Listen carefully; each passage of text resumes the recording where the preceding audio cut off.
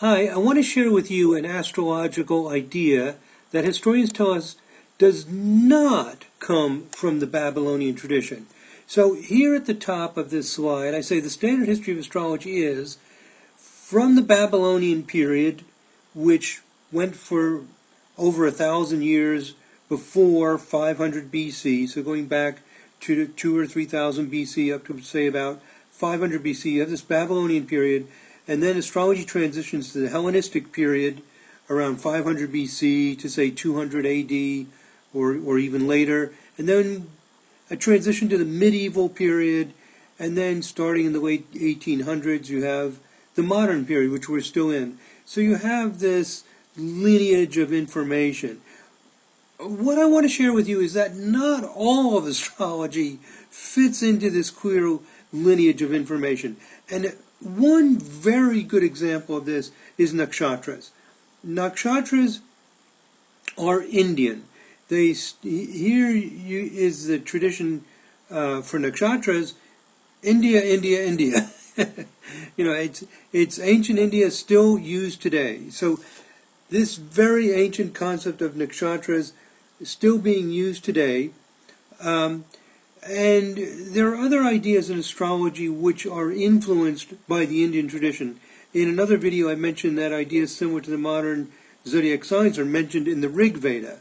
And the Nakshatras are mentioned in the Atharva Veda, which is dated around 1500 to 1100 BC, which places it in the same time period as the Babylonian astrology, but it's on the, further east in the Asian continent in what's modern day India, perhaps Pakistan, those areas of the world where the concept of nakshatras developed. So, bottom line is I just wanted to share this information that there are ideas that come through other lineages of information other than this mainstream of where most of the ideas that we use in Western astrology today have descended from.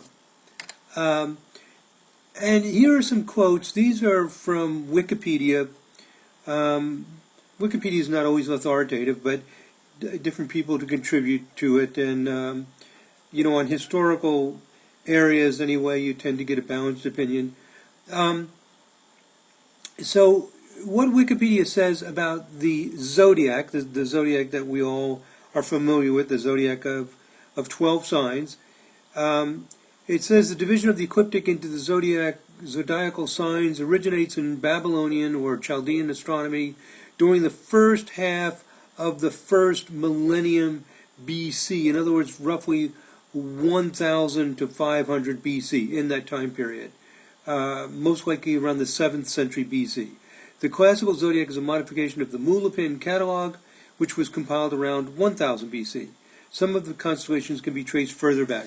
So you have an emphasis on constellations, and then somewhere around 7th century BC, in that time range, there's this idea of a zodiac as something different from the constellations. And one of the things that defines a zodiac as different from constellations is that typically in a zodiac, each section of the zodiac, such as the 12 sections of the zodiac that we're familiar with, each section is 30 degrees. Now the nakshatras are a kind of zodiac, and they have a very similar history as the zodiac signs in that they start off as star groups, but smaller than the constellations. There are 27 nakshatras. If you divide 27 into 360, you get 13 degrees 20 minutes. So the average size of these star groups is about 13 to 14 degrees, as opposed to the zodiac, which is much larger, 30 degrees. And these smaller star groups are sometimes called asterisms. But what we find with the nakshatras, according to historians, is they undergo a similar evolution as zodiac signs from star groups, which you often call asterisms, smaller star groups in the larger constellations. They evolve from these asterisms into this idea that they have equal size. And the size is 13 degrees 20 minutes. But the nakshatras are still closely tied to the idea of asterisms. So there are certain star groups that are related to each one of the nakshatras. However, star groups vary in size, of course, and each nakshatra is the same size, 13 degrees, 20 minutes. So in Wikipedia, it says that in the Atharva Veda, this is one of the Vedas, one of the ancient books of India. In the Atharva Veda, a list of 28 stars or asterisms is given, many of them corresponding to the later nakshatras.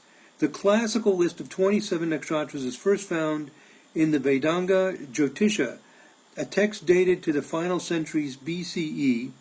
Let me just stop right there. So again, we're seeing the transition from star groups to evenly sized sections of the sky, to the 27 equally sized nakshatras, and happening, in the same time period. In this case, final centuries BCE, a little bit later than the development of the zodiac, apparently. But it's in what we might call the Hellenistic astrological time period, but it's happening in India, not in the Middle East and the area that we now call Greece. Now, this last sentence is really important. I've got it in bold.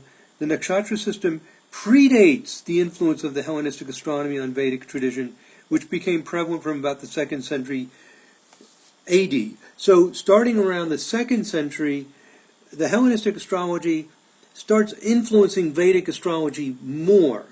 So there is communication between the Asian continent and the Middle East, both ways.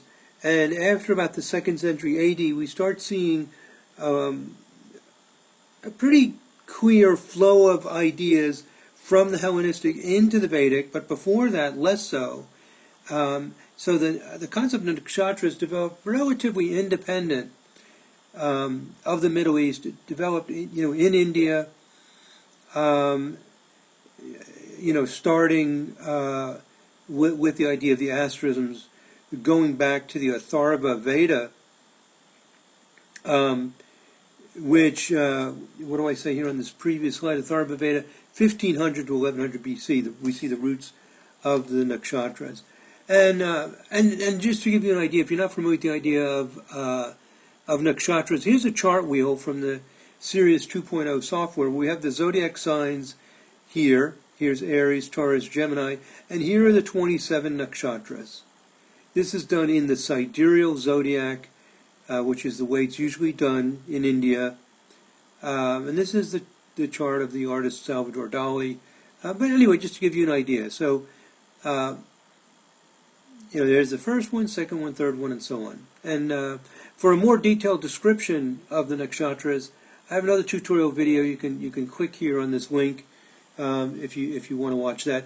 But the reason I'm making this video primarily is to share this awareness that there are ideas in modern astrology handed down not through the Babylonian to Hellenistic lineage, more directly from India. And Vedic astrology is becoming, I think it's fair to say, becoming more popular among Western astrologers, some Western astrologers incorporating ideas from Vedic astrology.